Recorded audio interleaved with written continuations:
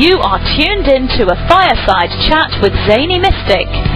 Join us now on another exciting metaphysical journey. Relax, tune in, drop out, and take a seat by the fire as we explore new realms and possibilities. This is Magenta Pixie. You can find me at magentapixie.weebly.com. But now, here is Zany Mystic and guest. Enjoy the show.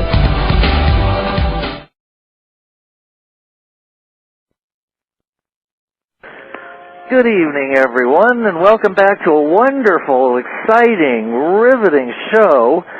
My show, what's the name of it? It's called A Fireside Chat with a Zany Mystic. And I guess you can tell by now that I'm the Zany Mystic, and my real name is Lance White. Tonight, I am thrilled to have an exciting guest with us. Her name is ELAN O'BRIEN. There might be a little bit more of an accent grave on the Elan, but she can correct us when we get to talking. The energy and consciousness that ELAN O'BRIEN brings to the planet is about the total, the reality of all beings opening to their highest design. Her presence elicits the experience of deep transformation in others, so that on a moment-by-moment basis they are moved to experience total consciousness. She encapsulates oneness, holds it steady, and then introduces it vibrationally so that it becomes the literal place where each person is able to begin from. It is then that they are able to be all that they are in all time.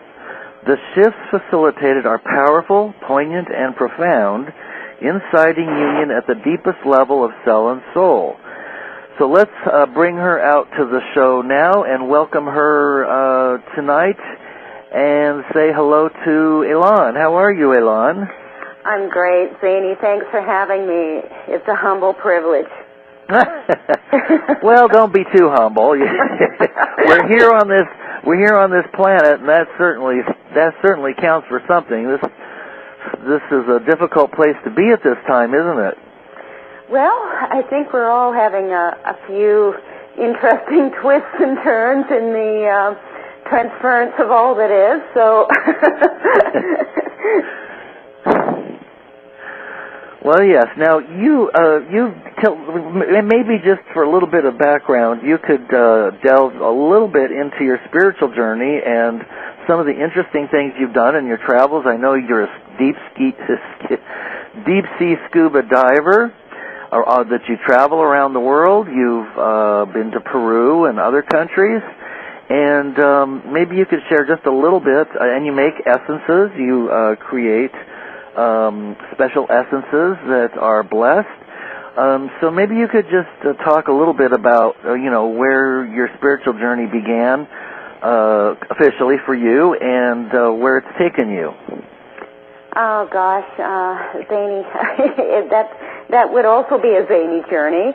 I guess I would say that my journey began from, like everyone's, from before birth.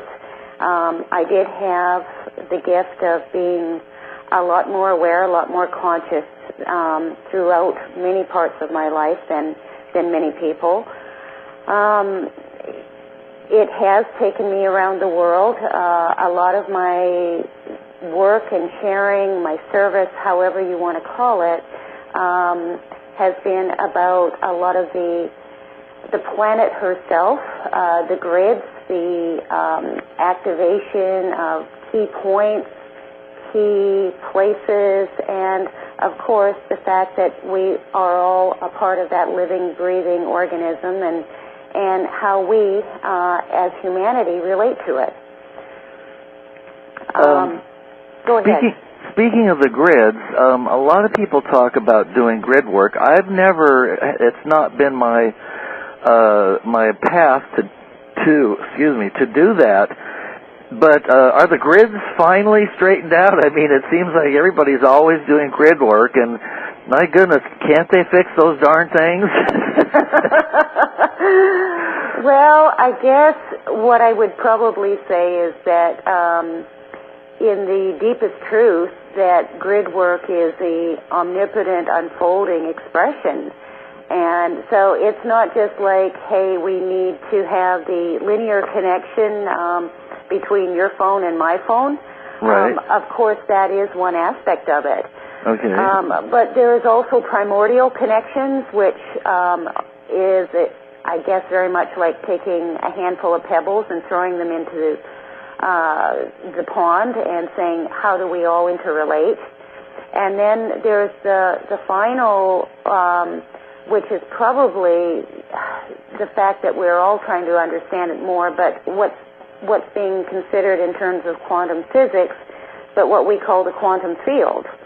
And that is the place where the interrelationship of all things, or the grids, if you want to put it in that framework, or lack of framework in this instance, is through space, which is absolutely beyond time and space. It's nonlinear, and it contains no history, no conditions, and it all operates from a neutral point of beingness. The key, I think, that most people miss, and they always say, or we all always say we're doing grid work, is we tend to consider one or the other. But in reality, the real expression of grid work is not just that those three scenarios exist in the whole, but it's our ability to traverse them, to move back and forth. To be in one and then the other and then the other, and recognize that we're actually in all three simultaneously. But depending on each given moment, where do we orient? What's our reality base? That almost sounds like what you're saying is that we're multidimensional, and that it's the process of becoming aware of one aspect of our multidimensionality. Bingo. So we can say, oh, we're doing grid work because we went from here to there, and we did a little song there, and we did a little dance there, and so we connected the grids. Yeah. In one frame, that's real, and that's true, because we're looking at a linear configuration. Right. In another moment, we may be sitting there in our living room and going, well, nothing happened today, nothing has any meaning. And in that nothing in the quantum field, all is, and all is interrelated. So we did a huge amount of work by just sitting there and doing nothing. Yeah. And then in the third frame, we might say, oh, we had all these synchronicities happen. So that was really a happening deal because they all happened, and they all related without us expecting. All three are important, and all three are constantly going on at the same time. Okay. Now, many people that are on the show talk about the Earth ascending or changing vibrationally, that she is moving in an upward or upward density, and that this is the period of time, the window that we're in, represents that period of time when that occurs. Does that map over your experiences, or do you see it a different way? Well, first of all, I want to applaud you for the reference of she. Because I guess that is a component that, especially from our societal programming, in our most recent years, that there's a transition just in that alone. The fact that Earth is being regarded as a she, as a feminine consciousness, and an awareness that is, well, if you call it ascending, there's an awareness of who she is, how she feels, that has been expanding very much in relationship with us as humans, how we witness her. Now, beyond that, there are expressions that we defined as multidimensional, and when we start to look at the Earth in her inner core, it's a whole different set of rules. As a matter of fact, that which we define as consciousness and how it works changes dramatically when we look at the potential possibilities of what Earth is and what that energetic, that frequency, that vibration is in her innermost core. For example, we could say on the surface of the Earth, water does not run uphill. In the innermost core, it's a very, very, very normal thing for water to actually run uphill based on different pockets of air, of pressure, and of salt. So some of the things that we say, absolutely, this is not the way it can be on the surface, all of those rules are totally changed. They're turned upside down. And there are different potentials, different possibilities when we start looking at the Earth as the whole, as the wholeness of beingness.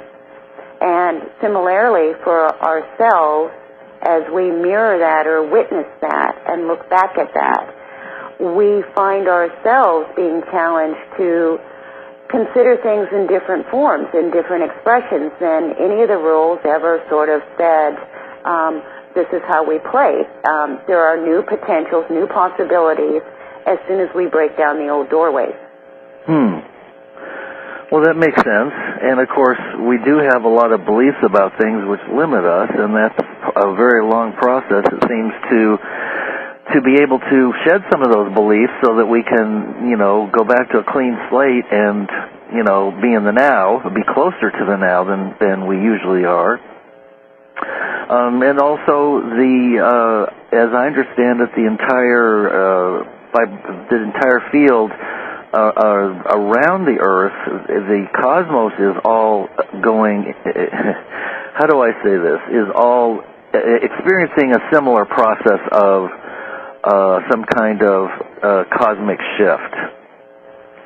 So it's not just the Earth that this is occurring to, it's all of the planets within our solar system, it's the solar system itself, it's the galaxy, it's probably all galaxies.